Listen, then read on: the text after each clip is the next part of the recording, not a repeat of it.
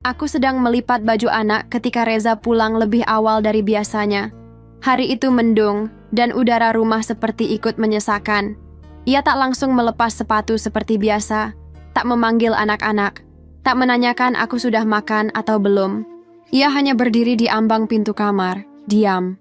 Aku menatapnya sambil memegangi kaos dalam dira, anak bungsu kami. "Kenapa, Mas?" Reza menarik napas, lalu duduk di tepi ranjang. Tangannya saling menggenggam, dan pandangannya tertunduk. Aku tahu, itu bukan pertanda baik.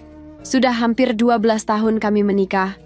Aku bisa membaca bahasa tubuhnya lebih dari kata-kata. "Aku mau bicara," ucapnya. "Bicara apa?" Aku mulai cemas. "Aku mau nikah lagi." Seketika, suara hujan turun dari langit, seolah langit tahu aku butuh tirai untuk menutupi tangis yang tertahan. Tapi mataku tak menangis. Tubuhku yang gemetar pelan-pelan malah membeku. "Siapa?" tanyaku, nyaris berbisik. "Najwa," jawabnya. "Kamu kenal, teman kerja di kantor baru. Dia baik, masih muda, dan dia tahu kamu ada. Dia setuju jadi istri kedua." Aku diam. Aku ingat siapa Najwa, perempuan muda yang datang ke acara ulang tahun anak kami bulan lalu, yang menawarkan bantuan mencuci gelas sambil memandang suamiku terlalu sering. Aku bukan perempuan bodoh, tapi aku juga bukan perempuan kuat. Aku ingin marah, tapi suara tak keluar. Aku ingin menangis, tapi pipiku kering. Aku hanya bisa bertanya dalam hati, kenapa aku yang sudah memberimu 3 anak, setiap malam mencucikan celana kotormu, harus disandingkan dengan perempuan yang belum tahu cara menahan lapar karena anak minta susu tengah malam? "Kenapa, Mas?" tanyaku, mencoba tetap tenang. Reza terdiam. Lalu jawabannya hanya satu. "Karena aku laki-laki, aku punya hak." Aku mengangguk pelan. Bukan karena aku setuju, tapi karena aku tahu, saat laki-laki sudah menjadikan hak sebagai alasan, maka tak ada ruang untuk hati perempuan di dalamnya. "Kalau kamu tidak setuju, aku tidak akan maksa," katanya. Tapi ucapannya hanya basa-basi. Ia tahu aku tidak akan bilang tidak. Karena aku diajari diam oleh ibuku sejak kecil. Karena aku perempuan Jawa yang lebih sering diajarkan sabar daripada melawan. Karena aku takut kalau aku menolak, Reza malah meninggalkanku dan anak-anak. "Kalau itu yang Mas mau, silakan." Aku tidak tahu kalimat itu keluar dari mana. Lidahku seperti sudah dilatih untuk menyerah.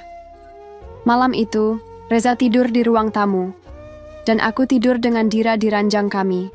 Aku memeluk tubuh kecil anakku, seperti sedang memeluk sisa harga diriku yang tercecer. Seminggu kemudian, pernikahan itu terjadi. Sederhana, tapi lengkap. Ada akad, saksi, penghulu, dan senyum Reza yang tak pernah aku lihat sejak lama. Aku tak hadir di masjid. Aku hanya melihat foto yang dikirimkan oleh keponakanku yang datang diam-diam.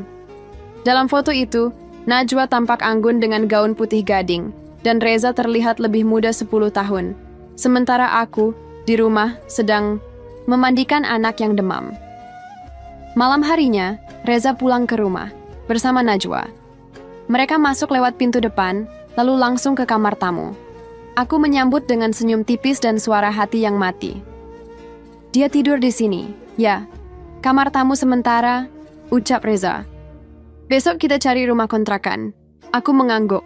Tapi kontrakan itu tak pernah dicari. Dan kamar tamu itu berubah jadi kamar kedua yang perlahan menggerogoti rumah ini. Rumahku. Rumah kami.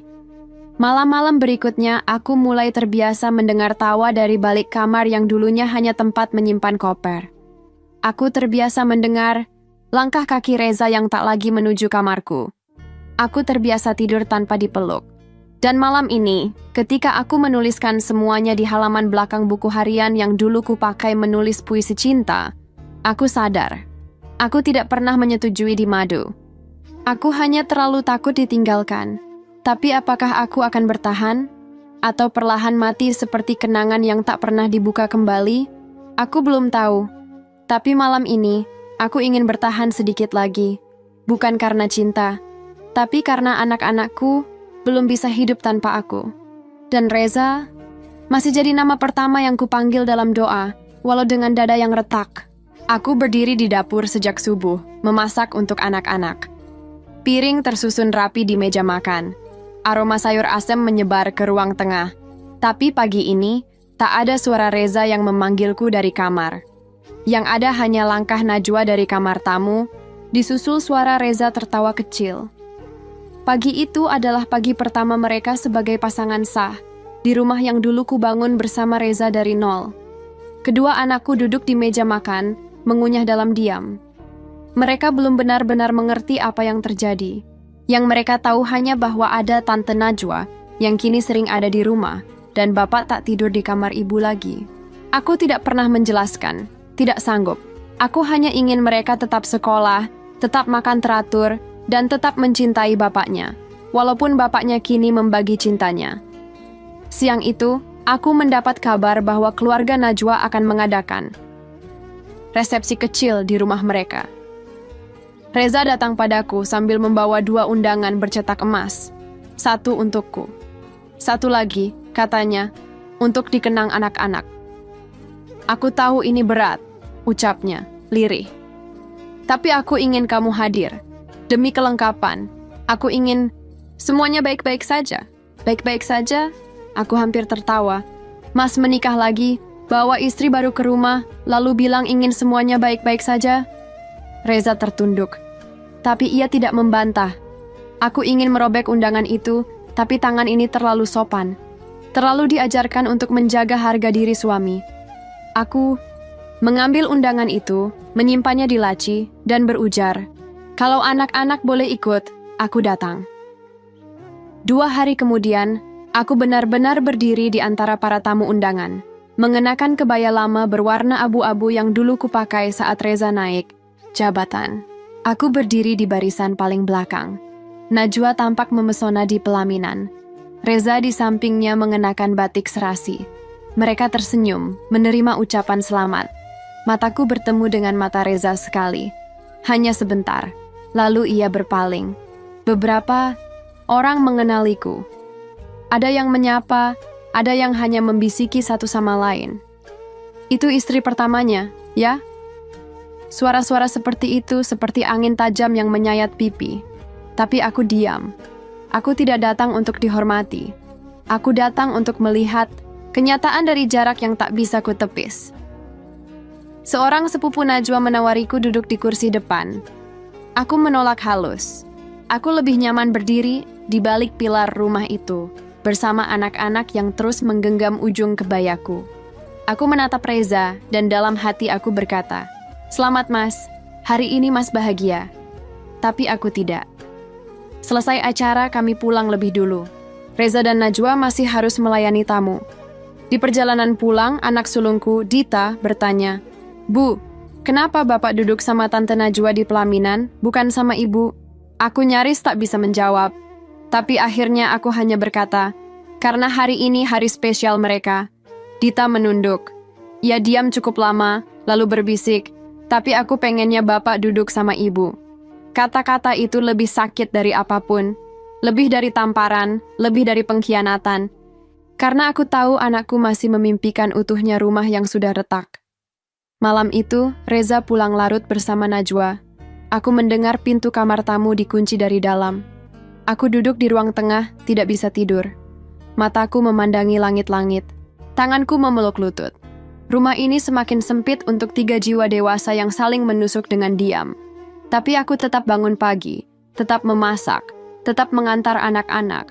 Karena aku belum bisa pergi. Karena cinta, meskipun dicincang dan dibagi 2, masih menyisakan bau yang lengket di dada. Aku tak tahu berapa lama bisa bertahan, tapi untuk hari ini, aku masih di sini. Menyaksikan suamiku mencintai perempuan lain, di rumahku sendiri, dan entah kenapa, di dalam kepalaku, kalimat ini terus berdengung. Kadang, kekalahan perempuan bukan saat dimadu, tapi saat dia dipaksa mengangguk pada keputusan yang tak pernah dia minta. Pagi itu, Najwa resmi pindah. Bukan ke rumah kontrakan, bukan ke rumah sewa seperti janji Reza, tapi ke rumahku. Rumah ini, rumah tempat aku mengandung 3 kali. Rumah tempat aku pertama kali memeluk Reza sebagai suami. Rumah tempat air mataku jatuh paling banyak, dan kini tempat yang harus kubagi dengan perempuan lain. Najwa datang dengan koper besar warna coklat dan tas jinjing bermerek. Wajahnya bersih, polos, dengan riasan tipis yang seperti sengaja ditata agar tetap terlihat sederhana. Tapi ada senyum yang tidak kubisa pahami. Bukan senyum tamu, bukan juga senyum saudara. Senyum itu seperti tanda, kini aku punya hak yang sama. Aku menyambutnya di depan pintu. Tidak karena ingin, tapi karena sopan santun yang ditanamkan ibuku terlalu dalam. "Selamat datang, Najwa," ucapku. Suaraku terdengar seperti milik orang lain. "Terima kasih, Mbak Sita," jawabnya dengan nada manis. "Semoga aku tidak merepotkan." Aku tersenyum hambar. Reza berdiri di tengah kami seperti perantara dua dunia yang tak pernah dirancang untuk bersatu. Ia mencoba mencairkan suasana dengan berkata, "Najwa tidur di kamar tamu dulu. Besok-besok, kita pikirkan pembagian ruangnya." Aku hanya mengangguk. Kamar tamu. Ruangan yang dulu kugunakan untuk menyimpan mainan anak-anak, kini menjadi kamar pengantin baru suamiku dan istrinya yang satu lagi. Hari-hari berikutnya berubah jadi ladang, sunyi. Bukan karena tak ada suara, tapi karena setiap suara terasa salah tempat. Najwa bangun pagi lebih dulu, memasak nasi, menyiapkan teh. Ia mengambil alih dapur dengan cara yang sopan tapi mencolok. Aku yang selama ini mengatur semuanya, mulai dari belanja sampai menata isi kulkas, kini hanya menonton dari ruang tengah. Reza seperti memosisikan dirinya sebagai wasit. Tidak membela siapapun, tidak menegur siapapun. Ia hanya berjalan di antara dua dapur, dua ruang tamu, dua perempuan yang saling menahan napas di bawah satu atap. Aku mencoba tidak ambil pusing, tapi bagaimana mungkin tidak peduli ketika sendok yang biasa kupakai untuk menyuap anakku kini digunakan untuk menyeduh kopi Najwa? Bagaimana mungkin biasa saja ketika tempat tidur yang kupakai istirahat saat nifas dulu kini dipakai untuk bulan madu perempuan lain? Malam-malam jadi lebih sunyi. Aku masih tidur dengan anak-anak, seperti biasa. Tapi dari balik tembok tipis, kamar tamu, kadang aku mendengar tawa pelan Najwa, kadang suara ranjang yang berderit pelan, kadang hanya bisik-bisik samar yang menyayat. Aku belajar diam. Tapi diam itu ternyata menumbuhkan racun. Aku jadi mudah marah pada anak-anak. Aku jadi mudah menangis sendiri di kamar mandi. Aku mulai membenci bayanganku sendiri di kaca. Suatu sore, Najwa menemuiku di dapur. Ia membawa kue puding buatannya. "Aku bikin ini, Mbak. Mau coba?" Aku menoleh, menatap wajahnya. Ada sebersit rasa ingin memecahkan loyang itu di lantai. Tapi aku hanya berkata, "Letakkan saja di meja." Dia tertawa kecil. "Makasih ya, Mbak. Semoga kita bisa saling jaga. Dan saling sayang, ya. Karena kita sekarang satu keluarga." Aku nyaris mual, tapi aku tetap tersenyum. Karena jika aku marah, aku akan dianggap iri. Jika aku mengusirnya, aku akan dianggap tidak menerima takdir. Jadi aku hanya tersenyum. Senyum yang sama seperti Najwa. Pakai, palsu, datar, penuh pisau kecil yang tak terlihat. Hari-hari makin panjang. Reza makin pendiam. Anak-anak mulai bertanya, "Kenapa kamar tamu dikunci setiap malam?" Aku hanya bilang, "Itu kamar Bapak sedang beresin file." Tapi mereka tak lagi bodoh. Mereka mulai paham, tapi belum bisa mengucap. Puncaknya datang ketika Najwa mulai ikut mengatur anak-anakku. Menegur Dita karena makan sembari menonton TV, menyuruh Dira belajar lebih awal. Bahkan bilang ke aku bahwa cara mengomelku terlalu keras. Aku hanya diam, tapi di dalam dada ada bara yang pelan-pelan menyala. Hari itu aku tahu, rumah ini bukan lagi rumahku. Tapi aku juga belum kalah, karena yang kalah bukan yang disingkirkan. Yang kalah adalah yang kehilangan akarnya. Dan akarku masih di sini, anak-anakku, kenanganku, dan luka-luka yang membentukku. Aku mulai mencatat segalanya di buku kecil. Bukan untuk balas dendam, tapi untuk ingat siapa aku dan bagaimana perempuan seperti aku dibentuk.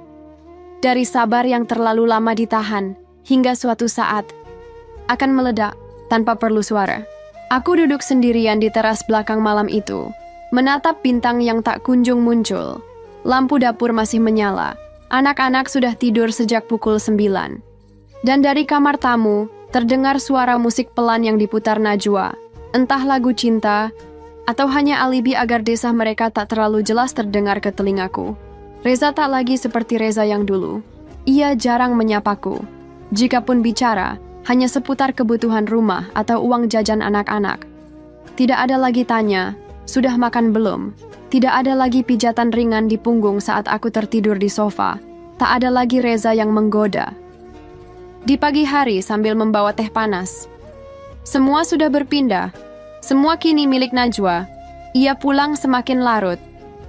Kadang menginap di luar kota bersama Najwa. Katanya ada urusan kantor. Padahal dulu, sebelum ada perempuan itu, Reza tak pernah rela menginap jauh dari anak-anak. Kini ia bisa 3 hari tak terlihat, dan pulang pun hanya dengan wajah capek yang tidak ingin diganggu. Saat kutanya soal Dita yang demam dan ingin bertemu bapaknya, Reza hanya menjawab datar, nanti bapak video call. Dan saat kutanya kenapa, tidak pulang saja walau hanya semalam, ia malah balik bertanya, apa kamu tidak bisa atur anak-anak sendiri? Sakitnya menancap di ulu hati. Aku, yang dulu menyusui anak-anaknya, menjagai saat mereka kejang demam tengah malam, kini dianggap tak cukup mampu mengurus sendiri. Padahal dulu, Reza selalu bilang, kamu ibu terbaik untuk anak-anak kita. Tapi mungkin itulah yang disebut cinta yang berpindah. Saat satu hati membuka pintu untuk orang baru, semua yang lama berubah jadi beban, bukan lagi keindahan. Najwa semakin berani. Suatu sore, ia duduk di ruang tengah sambil menonton TV dengan kaki naik ke meja. Ketika aku menegur Dira untuk tidak bermain di dekat kabel setrika, Najwa menimpali, sabar dong mbak, anak-anak juga butuh ruang buat bergerak. Jangan terlalu keras. Aku menoleh padanya. Mataku dan matanya bertemu, tapi bukan aku yang memalingkan pandangan. Iya. Dengan senyum sinis kecil. Hari-hari itu, aku mulai merasa jadi tamu di rumah sendiri. Dapur lebih sering dipakai Najwa. Menu, makan siang kadang sudah ia tentukan lebih dulu. Kadang ia memasak tanpa bertanya, lalu mengeluh kalau aku tidak mencicipi. Masakan saya nggak cocok di lidah Mbak Sita ya, katanya suatu kali dengan tawa kecil yang menyebalkan. Aku hanya menjawab singkat, saya masih kenyang. Reza melihat semua itu, tapi ia seperti memilih buta dan tuli. Ia hanya ingin rumah ini tidak ribut. Tapi dengan membiarkanku dikikis perlahan, sebenarnya ia sedang menyaksikan pernikahan pertamanya hancur dengan tenang. Ada malam-malam saat aku mendengar tangisanku sendiri. Di kamar mandi, di balik bantal, di dapur saat sendirian mencuci piring. Tangisan tanpa suara, hanya nafas yang tercekik, dan dada yang sesak oleh kalimat-kalimat yang tak pernah terucap. Aku tahu Reza semakin jauh, tapi aku tidak tahu bagaimana caranya menariknya kembali, atau apakah aku memang masih ingin dia kembali. Sampai akhirnya, sebuah pesan masuk ke ponselku. Dari Reza, isinya hanya satu kalimat. Besok kita bicara. Aku tidak bisa tidur malam itu. Kalimat itu menggantung di pikiranku. Apakah ia akan menceraikanku? Apakah ia ingin aku pergi? Atau ia ingin memindahkan kami ke rumah kontrakan agar aku tidak lagi serumah dengan Najwa? Pagi harinya, aku bangun lebih awal, memasak sarapan, menyiapkan seragam anak-anak. Dita menatapku sambil berkata, Ibu nggak usah sedih terus ya. Aku mengangguk, walau senyumku masih patah-patah. Reza pulang siang itu, wajahnya lelah. Ia mengajak bicara di ruang tamu. Najwa tidak terlihat. Mungkin sedang pergi. Ia duduk di depanku. Diam. Cukup lama. Aku tahu kamu tersiksa, katanya akhirnya. Tapi aku juga bingung, Sita. Aku merasa terjebak di dua arah. Aku menatapnya, mencoba tenang. Aku nggak butuh pembelaan, Mas. Aku cuma ingin tahu, apa aku masih jadi istrimu, atau cuma jadi ibu dari anak-anakmu? Reza terdiam, dan dari diamnya itu, aku tahu. Dia bahkan belum bisa membedakan mana cinta, mana rasa kasihan. Hari itu aku tidak lagi membuatkan kopi untuk Reza. Biasanya, meski hatiku sedang terbakar, aku tetap menyeduhkan secangkir untuknya setiap pagi. Tapi kali ini tidak.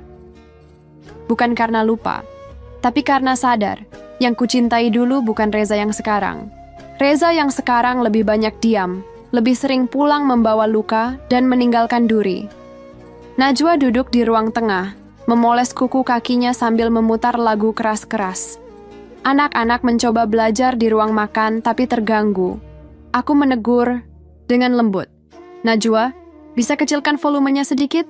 Anak-anak mau belajar. Ia menoleh pelan. Bibirnya tersenyum, tapi matanya tidak. Ini cuma sebentar kok, Mbak. Lagi pengen rileks. Anak-anak bisa belajar pakai headset, kan? Aku tidak menjawab. Aku hanya mengamati wajahnya. Wajah yang dulu kupikir polos, kini terasa seperti topeng dari 1000 niat. Tapi hari ini aku tak memilih diam. Aku masuk ke ruang tengah, mengambil remote, dan mematikan musik itu. Kalau kamu pengen rileks, cari tempat yang nggak ganggu orang lain. Ucapku tanpa menaikkan nada suara. Najwa kaget. Ia menatapku seperti baru melihat sisi lain dari diriku. Sita yang biasanya diam. Sita yang biasanya hanya mengangguk. Sita yang katanya baik. Reza melihat dari arah dapur, tapi tidak ikut campur. Seperti biasa, ia lebih memilih jadi bayangan. Di tengah dua perempuan yang saling bertahan. Malam harinya, saat anak-anak sudah tidur, aku duduk di ruang tengah, menunggu Reza yang baru saja selesai mandi. Aku ingin bicara, bukan menuntut, tapi menunjukkan bahwa aku bukan perempuan yang bisa diinjak terus-menerus. Mas, ucapku pelan, kalau kamu merasa lebih nyaman dengan dia, aku bisa pergi. Reza duduk. Wajahnya lelah. Aku nggak pernah minta kamu pergi. Tapi kamu juga nggak pernah membela aku. Suaraku mulai bergetar. Kamu biarkan perempuan itu ubah aturan rumah ini. Kamu biarkan anak-anak bingung. Dan kamu pikir cukup dengan diam? Reza tidak menjawab. Ia menunduk. Mungkin karena benar. Mungkin karena tak punya alasan. Aku nggak butuh kamu membela di depan umum, Mas. Tapi di rumah ini, aku bukan cuma bayangan. Aku istri yang kamu nikahi dulu. Aku ibu dari anak-anakmu. Dan aku bukan pembantu yang bisa kamu acuhkan sesukamu. Ia masih terdiam. Aku bangkit. Mulai sekarang, aku akan tentukan batas. Dapur ini bukan milik Najwa. Anak-anak bukan tanggung jawab bersama. Dan rumah ini tidak akan aku biarkan jadi tempat pengasahan ego. Malam itu Reza tidak menjawab. Tapi untuk pertama kalinya, aku tidur nyenyak. Bukan karena segalanya membaik, tapi karena untuk pertama kalinya aku berdiri di atas kakiku sendiri. Bukan sebagai istri, tapi sebagai manusia yang menolak diinjak lebih dalam. Esoknya, Najwa tak banyak bicara. Ia sarapan lebih cepat dan langsung ke kamarnya. Reza juga lebih banyak menunduk. Ada ketegangan yang menggantung di udara, tapi aku tidak lagi takut. Karena aku tahu, diamku kemarin yang membuat mereka merasa berhak. Hari ini aku mulai belajar. Jika aku ingin dihargai, aku harus mulai berkata cukup. Dan saat Dita memelukku sebelum berangkat sekolah, ia berbisik, "Ibu keren." Itu cukup. Lebih dari cukup, pagi itu mendung. Udara rumah lengang tapi dinginnya menusuk, bukan karena cuaca, melainkan karena suasana yang semakin rapuh. Aku bangun lebih awal, seperti biasa, menyiapkan sarapan untuk anak-anak. Nasi goreng, telur ceplok, dan teh manis. Hangat. Dita dan Dira duduk di meja makan, bersenda gurau seperti pagi-pagi biasanya, seolah rumah ini belum berubah. Seolah mereka tidak sadar bahwa ibunya sedang dihancurkan perlahan-lahan. Najwa turun belakangan, mengenakan daster satin biru, rambutnya masih basah. Ia langsung menuju dapur dan membuka kulkas, mengambil yogurt tanpa berkata sepatah kata. Reza duduk di sofa, membuka laptop, pura-pura sibuk. "Pagi, Mas," kataku tetap menjaga nada. Pagi," jawabnya tanpa menoleh. Najwa berdiri di depan wastafel, mencuci sendok, lalu memandang ke arahku. "Mbak," suaranya tajam tapi dibuat ramah. "Saya titip cucian ya, jemuran saya masih di ember belakang." Aku menoleh. "Titip ke siapa?" "Ya, ke Mbak. Siapa lagi?" Ia tertawa kecil. Aku meletakkan piring. Anak-anak dengan pelan. "Najwa, ini bukan rumah kos. Kalau kamu punya pakaian, urus sendiri. Jangan biasakan nyuruh. Suasana mendadak sunyi. Reza menoleh. Dita dan Dira saling pandang. Najwa tertawa, tapi tawanya tak mengandung lucu sedikit pun. Loh, saya kira kita kan sudah kayak keluarga. Masa bantu-bantu sedikit aja? Bukan soal bantu-membantu. Ini soal batas. Jangan anggap saya ini babu hanya karena kamu istri muda. Ucapku pelan, tapi tegas. Dan di detik berikutnya, semua bergerak lebih cepat dari pikiranku. Najwa menghampiriku, membawa tubuhnya yang tinggi itu ke depanku, lalu plak. Tangannya mendarat tepat di pipiku. Tamparan itu keras, membuat wajahku berputar sedikit ke kanan. Suara tamparan itu menggema di ruang makan, membuat Dira menangis seketika. Dita terdiam dengan mata membesar. Aku tidak bergerak. Reza berdiri, tapi ia tak mengatakan apa-apa. Ia hanya mematung di tengah ruang, tidak memegang Najwa, tidak menghampiriku, tidak merengkuh anak-anak. Ia hanya berdiri, seperti patung yang kehilangan nyawa. Najwa, dengan napas memburu, masih berdiri tegak di hadapanku. Kamu pikir kamu siapa? Kamu pikir kamu masih lebih tinggi dari aku di rumah ini? Aku menatapnya lurus. Pipiku panas, mataku memanas, tapi tak ada satupun air mata jatuh. Untuk pertama kalinya, aku merasa tubuhku sepenuhnya milikku sendiri. Rasa sakit itu bukan penghinaan. Justru jadi pembakar terakhir yang membuatku sadar. Aku bukan lagi perempuan yang bisa diseret diam-diam ke dalam luka tanpa batas. Aku menyeka bibirku pelan. Menatap Reza. Kamu lihat? Reza tidak menjawab. Kamu lihat saya ditampar di depan anak-anak? Masih tidak ada jawaban. Aku menghela napas, menggandeng Dita dan Dira. Kita ke kamar dulu, sarapan nanti lanjut lagi. Aku meninggalkan ruangan. Itu dengan kepala tegak. Bukan karena menang, tapi karena aku tak lagi butuh pengakuan siapapun untuk tahu bahwa aku punya harga diri. Aku tak perlu berteriak, tak perlu membalas dengan tangan, karena semua yang perlu bicara sudah terucap dari diamku. Sore harinya, Reza masih belum bicara. Najwa mengurung diri di kamar. Rumah terasa seperti bom yang meledak tapi belum selesai menyebar serpihannya. Aku tetap seperti biasa, menyetrika, mencuci, memasak.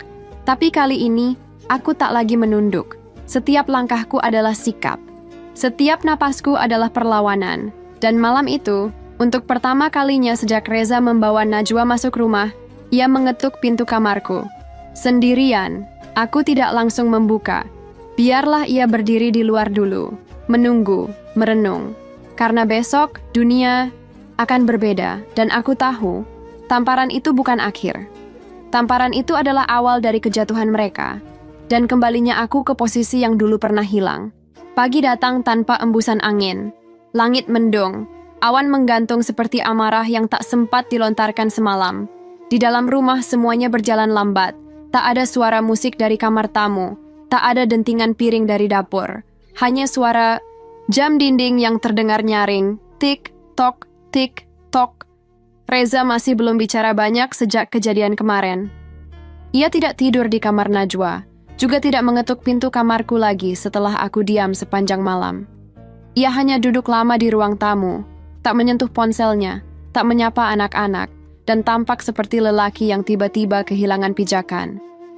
Aku tetap menjalankan rutinitas, sarapan untuk anak-anak, menyisir rambut Dira, membungkus bekal Dita.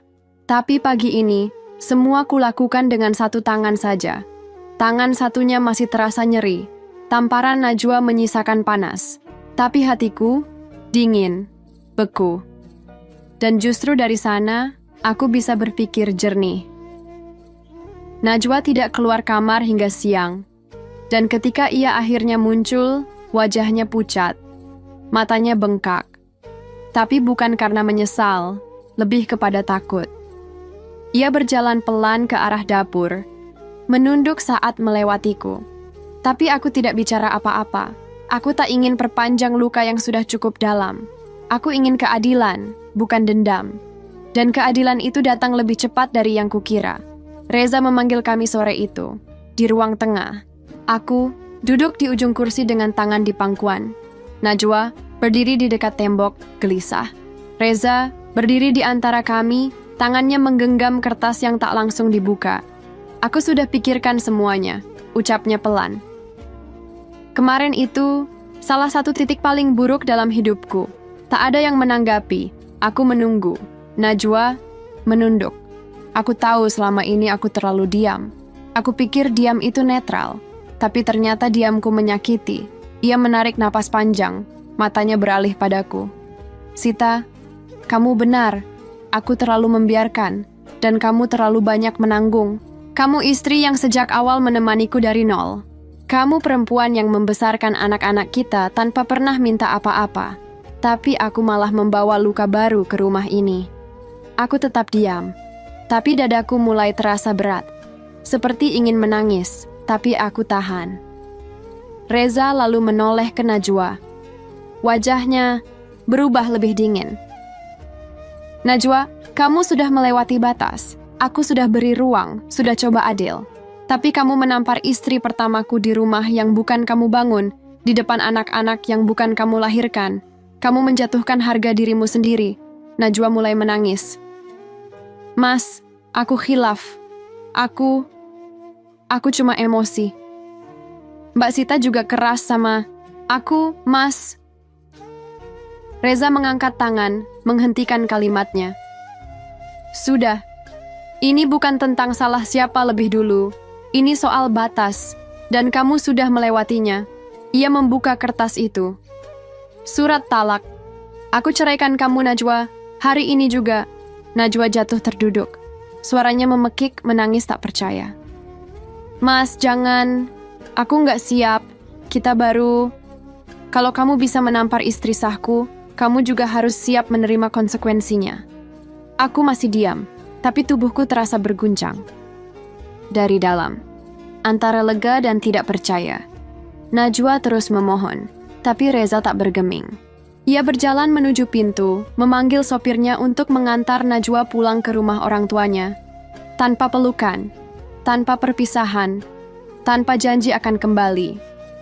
Dalam waktu 2 jam, Najwa sudah pergi. Koper coklat besar yang dulu dibawa masuk kini diseret keluar dengan suara berderak kasar. Air matanya mungkin jatuh, tapi aku tidak lagi peduli.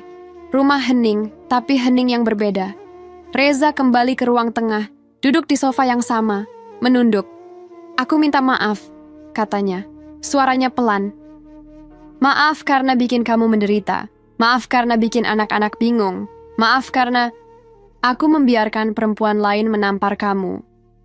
Aku tahu, aku gagal sebagai suami.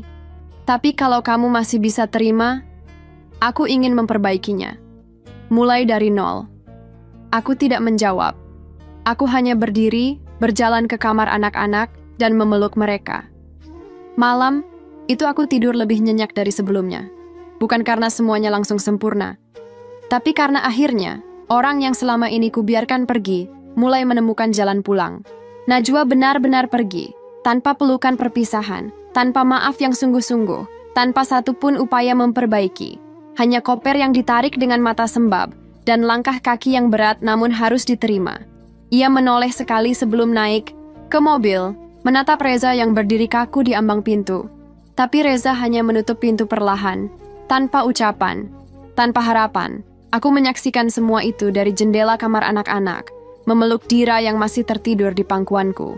Di luar, langit cerah, tidak ada gerimis, tidak ada petir, hanya keheningan seperti habis badai. Rumah ini akhirnya kembali, hanya berisi 1 istri, 1 suami, dan 2 anak yang masih mencoba memahami dunia. Tapi tidak ada yang benar-benar kembali seperti dulu. Hari-hari setelahnya sunyi tapi ringan. Tak ada suara sepatu hak di dapur. Tak ada bau parfum mahal yang menusuk hidung tiap pagi.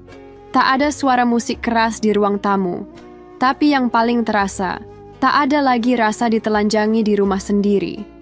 Reza mulai berubah, bukan mendadak sempurna, tapi jelas lebih hadir.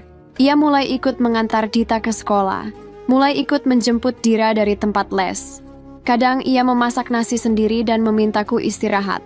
Di malam hari, ia duduk di sampingku, membaca buku atau sekadar menggenggam tanganku tanpa kata. Namun aku tak langsung luluh. Hatiku seperti rumah tua yang pernah diserbu badai. Meskipun catnya diperbarui, Atapnya diganti, pondasinya diperkuat, tetap saja ada sudut-sudut kecil yang retak dan tidak bisa disembuhkan dengan cepat. Aku masih berjaga, masih ragu, dan Reza tahu itu. Suatu malam, ia berkata, pelan, "Aku sadar aku nggak bisa minta kamu langsung percaya lagi. Tapi selama kamu masih izinkan aku tinggal di sini, aku akan terus perbaiki semuanya." Aku menatapnya lama. "Bukan rumah ini yang kamu minta tinggal, tapi aku. Dan aku masih belajar percaya lagi." Ia mengangguk, menerima. Sementara itu, tetangga mulai bertanya-tanya. Mereka tahu Najwa tidak pernah terlihat lagi. Bisik-bisik kembali muncul, tapi aku tidak peduli. Aku tidak lagi merasa perlu menjelaskan apapun pada siapapun. Biarkan orang bicara, biarkan mereka menebak-nebak. Yang tahu luka terdalam rumah ini hanya aku, Reza, dan dinding yang diam menyaksikan semuanya. Di hari Minggu pagi, Reza menyapu halaman. Biasanya itu pekerjaanku. Tapi kali ini dia sendiri yang mengambil sapu. Aku hanya duduk di beranda, menyeruput teh hangat sambil melihat anak-anak bermain kejar-kejaran. Di momen itu, aku merasa rumah ini mulai punya cahaya lagi. Bukan karena segalanya telah sempurna, tapi karena luka mulai mendapat tempatnya. Dan saat Reza berjalan ke arahku, duduk di sampingku dan berkata, "Kita mulai dari bab baru, ya." Aku hanya mengangguk. Tak perlu janji manis, tak perlu kata cinta. Karena kadang, keheningan yang saling dipahami jauh lebih dalam dari semua kata yang pernah diucapkan. Malam itu, aku masuk ke kamar tidur utama, tempat yang dulu menjadi wilayah kesendirianku. Reza sedang melipat selimut. Ia menoleh, tampak canggung. "Kalau kamu mau, kita bisa mulai tidur bareng lagi," ucapnya hati-hati. Aku tersenyum kecil. "Tapi jangan ngorok." Ia tertawa. Aku ikut tertawa. Dan untuk pertama kalinya dalam waktu yang lama, tawa kami tidak ada bayangan siapa-siapa di antaranya, bukan Najwa, bukan masa lalu, hanya kami berdua. Dan malam yang tak lagi penuh luka. Sudah hampir 2 minggu sejak Najwa pergi. Rumah ini kembali ke ritme lamanya, atau lebih tepatnya, sedang belajar menemukan ritme yang baru. Dita mulai ceria lagi. Dira tak lagi bertanya, "Tante Najwa mana, Bu?" Dan aku mulai belajar. Tersenyum bukan karena menahan luka, tapi karena perlahan-lahan memang merasa tenang. Tapi tenang tidak selalu berarti pulih. Pagi itu Reza duduk di meja makan lebih awal dari biasanya. Ia sudah rapi, wangi, dan entah kenapa wajahnya tampak lebih tua dari seminggu lalu. Mungkin karena beban. Mungkin karena sedang memikirkan banyak hal yang belum terselesaikan. Atau mungkin karena hari itu, ia ingin bicara lebih banyak dari biasanya. "Bisa duduk sebentar?" Tanyanya saat aku hampir kembali ke dapur. Aku mengangguk, duduk perlahan. Tanganku masih memegang serbet kecil, tapi aku letakkan di pangkuan. Entah kenapa dada ini mendadak hangat, seperti akan ada sesuatu yang mengguncang meski lembut. "Aku tahu aku nggak punya hak minta apa-apa sekarang," kata Reza membuka percakapan. "Tapi aku pengen kamu tahu satu hal. Sejak hari Najwa menamparmu, rasanya semua kayak meledak di kepalaku. Kayak dunia yang selama ini kuanggap baik-baik saja ternyata sudah rusak dari lama. Dan aku pura-pura nggak lihat." Aku menatap wajahnya. Bukan untuk mencari kebenaran dari matanya, tapi untuk menguji. Masih ada ruangkah di hatiku untuk mendengar semua ini? "Aku bukan cuma gagal jadi suami," lanjutnya. "Aku gagal jadi manusia. Kamu tahu, waktu aku nikah sama Najwa, aku pikir itu cuma soal memenuhi hak sebagai laki-laki. Tapi ternyata aku ngelupain kewajibanku sebagai suami pertama. Aku ngelupain kamu." Ia menghela napas, menatap keluar jendela, seolah mencari sesuatu yang hilang di udara. Dan yang lebih sakit, ucapnya lirih, "Aku ngelupain anak-anak. Padahal mereka nggak minta apa-apa kecuali aku tetap jadi ayah mereka. Tapi aku malah sibuk cari pengakuan dari perempuan lain." Aku diam, lalu berkata pelan, "Kenapa kamu baru sadar sekarang?" Ia menunduk. "Karena waktu kamu tetap sabar, aku pikir kamu rela. Waktu kamu tetap masak, tetap ngurus anak, aku pikir kamu terima. Ternyata aku salah. Dan waktu kamu akhirnya berani bicara, aku sadar. Aku bukan cuma nyakitin kamu. Aku kehilangan kamu. Kami diam cukup lama. Hanya ada suara sendok yang tak sengaja jatuh dari cucian piring. Lalu suara angin lewat di sela-sela jendela yang terbuka sedikit. Sekarang aku nggak minta kamu langsung percaya. Nggak minta semuanya balik kayak dulu, katanya lagi. Tapi boleh nggak? Aku jadi Reza yang kamu kenal dulu. Yang berjuang bareng kamu dari kontrakan sempit sampai kita bisa punya rumah sendiri. Aku pengen jadi suami yang layak buat dimaafkan. Aku menatapnya. Kali ini lebih dalam. Bukan dengan amarah, bukan juga dengan cinta. Tapi dengan keraguan yang pelan-pelan bergeser jadi rasa ingin mencoba. Kamu tahu, ucapku, perempuan itu nggak butuh lelaki sempurna.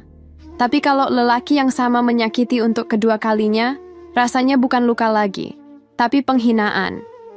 Aku nggak akan ulangi, Sita. Aku janji. Aku tersenyum tipis. Jangan janji, tunjukkan. Sejak hari itu Reza berubah lebih konsisten.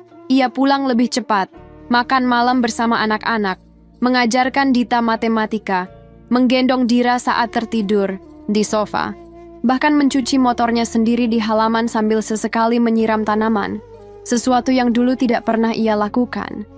Dan malam-malam kami di kamar menjadi lebih tenang.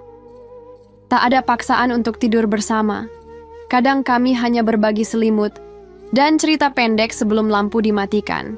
Tapi dari situ aku tahu, kadang cinta tidak datang dengan pelukan, tapi dengan kehadiran yang tidak lagi ingin pergi. Aku belum lupa semuanya, tapi aku tidak ingin terus hidup dari luka. Mungkin ini awal dari Reza yang baru, dan awal dari aku yang tidak lagi mudah mengalah. Aku menemukan mesin jahit lamaku di gudang, berdebu dan hampir berkarat. Dulu saat awal menikah dengan Reza, aku biasa menjahit baju anak-anak sendiri.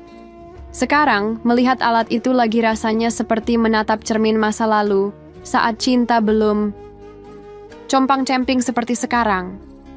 Hari itu, aku duduk di depan mesin jahit, memperbaiki bagian kerah kemeja Reza yang sobek. Bukan karena aku sudah sepenuhnya memaafkan, tapi karena ada bagian diriku yang mulai berdamai. Memaafkan bukan berarti lupa, tapi memilih tidak lagi menyimpan racun di dada. Reza lewat, melihatku menjahit. Ia diam di ambang pintu dapur, lalu berkata, "Pelan. Masih enak dipakai ya bajunya?" Aku menoleh sebentar, lalu kembali menatap benang. "Masih. Cuma kancingnya aja mulai longgar. Kayak hubungan kita kemarin-kemarin." Ia tersenyum miris. "Tapi masih bisa dijahit ya?" Aku tak menjawab. Tapi senyumku cukup jadi isyarat. Hari-hari itu kami tidak saling menjanjikan apapun. Tapi kami saling hadir. Kadang cinta tumbuh dari kehadiran yang tenang, bukan dari kalimat manis atau kejutan berlebih. Kami makan malam bersama, tertawa kecil, dan tidur dalam satu kamar tanpa harus menyentuh dulu. Yang berubah bukan hanya Reza, aku juga. Aku tidak lagi menunduk saat bicara, tidak lagi diam saat perasaanku disepelekan. Aku belajar berkata tidak, belajar berkata aku lelah tanpa rasa bersalah.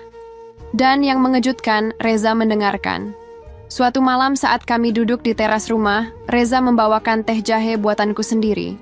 Kami duduk berdua, tanpa anak-anak, tanpa suara televisi, tanpa distraksi dari apapun. Dulu aku kira jadi kepala keluarga itu cukup dengan kerja keras dan ngasih uang, ucapnya.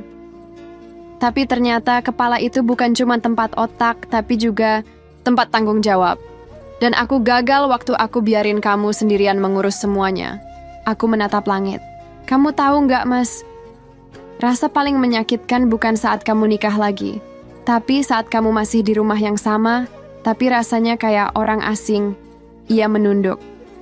Maaf, mungkin dulu aku terlalu takut kehilangan kamu, sampai aku kehilangan diriku sendiri. Reza menggenggam tanganku. Sekarang aku yang takut kehilangan kamu. Aku tidak menarik tangan itu, tapi juga tidak menggenggam balik terlalu erat. Karena sekarang aku tahu, menggenggam terlalu kuat kadang bisa menyakitkan. Yang perlu cukup, saling tahu kapan harus mendekat dan kapan memberi ruang. Dan dalam ruang yang pelan-pelan kami isi kembali, Anak-anak tumbuh dengan tawa yang lebih utuh.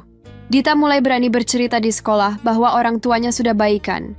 Dira menggambar keluarga dengan satu ayah, satu ibu, dan tidak ada tante di belakang gambar rumah seperti dulu. Rumah ini bukan lagi medan perang, tapi belum jadi surga juga. Rumah ini sedang dalam masa pemulihan. Seperti luka yang masih basah, tapi sudah mulai mengering. Seperti baju robek yang sedang dijahit ulang. Tidak akan sebaik baru, tapi bisa kembali layak pakai. Malam itu sebelum tidur, Reza memelukku. Dari belakang. Untuk pertama kalinya sejak lama, aku tidak menghindar. "Terima kasih karena nggak pergi," bisiknya. Aku menjawab pelan, "Terima kasih karena akhirnya pulang." Dan malam itu, aku tidur dengan perasaan damai. Bukan karena cinta kami utuh kembali, tapi karena kami sama-sama berusaha menyulam sesuatu yang pernah robek. Pelan, tapi sungguh-sungguh. Pagi ini, matahari terasa lebih hangat.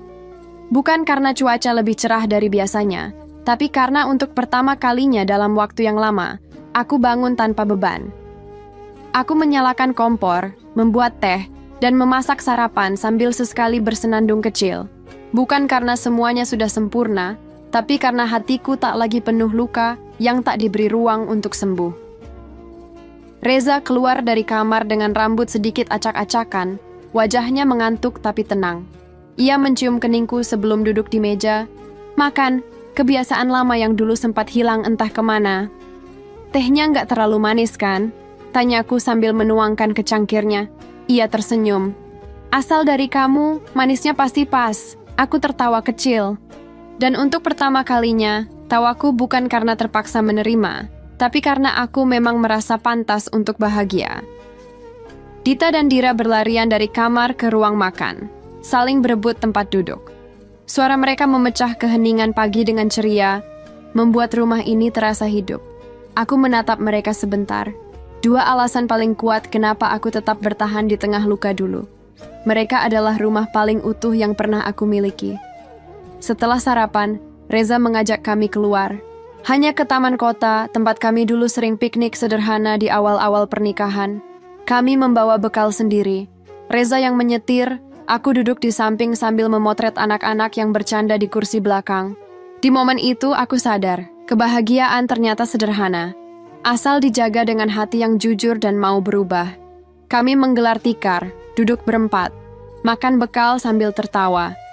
Reza menggoda Dita, aku mengejar Dira yang tangannya belepotan saus. Rasanya seperti membalik halaman, tapi tetap menyimpan yang kemarin sebagai bagian dari cerita. Saat senja mulai turun, aku berdiri di dekat pohon besar, menatap langit oranye yang meluruh perlahan. Reza mendekat dari belakang, memegang tanganku. Tak perlu kata-kata. Kehadiran itu cukup, dan saat angin sore menyapu rambutku, aku berkata dalam hati, "Aku tidak menang karena Najwa pergi. Aku menang karena aku tetap bertahan, tanpa kehilangan diriku sendiri. Aku menang karena aku memilih melawan dengan diam yang bermartabat. Aku menang karena pada akhirnya, yang paling menghancurkan bukan perempuan lain, tapi sikap suamiku sendiri yang akhirnya sadar." Hari itu, aku pulang ke rumah dengan hati yang utuh. Mungkin tak ada piala, tak ada sorak, tak ada kalimat pengakuan dari dunia. Tapi malam itu, ketika Reza memelukku erat dan anak-anak memeluk kaki kami sambil tertawa, aku tahu, aku sudah cukup. Dan cukup adalah bentuk kemenangan yang paling sunyi tapi membahagiakan.